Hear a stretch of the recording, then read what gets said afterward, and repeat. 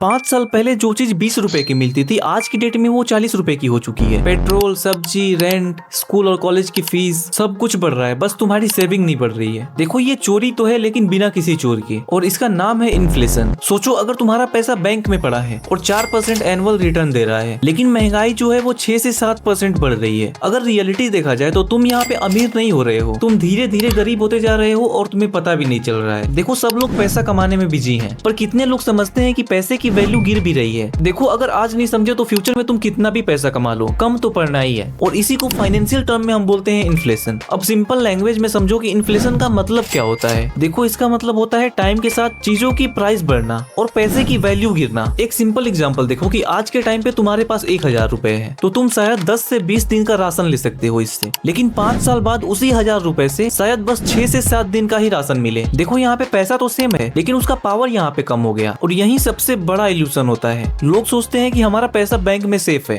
मान लो बैंक जो है वो आपको 4% इंटरेस्ट दे रहा है और इन्फ्लेशन 6% है, तो टेक्निकली अगर देखा जाए तो तुम 2% यहाँ पे लॉस कर रहे हो। मतलब कि यहाँ पे पैसा बढ़ नहीं रहा बल्कि धीरे धीरे पिघल रहा है। और इसीलिए सिर्फ सेविंग ही काफी नहीं है, क्योंकि देखो सेविंग से पैसा सेफ रहता है लेकिन इन्वेस्टमेंट से पैसा ग्रो करता है। और अगर ग्रोथ जो है वो इन्फ्लेशन से ऊपर नहीं हुआ, मतलब कि मान लो इन्फ्लेशन 6% है और ग्रोथ तुम्हारा 4% ही है, तो अगर वो 4% से 7 से 8% ना हुआ तो यहाँ पे ज्यादा कोई फायदा नहीं है उस ग्रोथ का। तो देखो अगर इन्फ्लेशन को इग्नोर करोगे तो भैया फ्यूचर तो एक्सपेंसिव हो ही जाएगा। इसलिए पैसा सिर्फ जमा मत करो, उससे तुम ग्रो करना सीखो और तभी तुम्हारा फ्यूचर फाइनेंशियली फ्री होगा। तो क्या तुम भी आज से ग्रो करना स्टार्ट करोगे, इन्वेस्ट करोगे या फिर नहीं? कमेंट में जरूर बताना।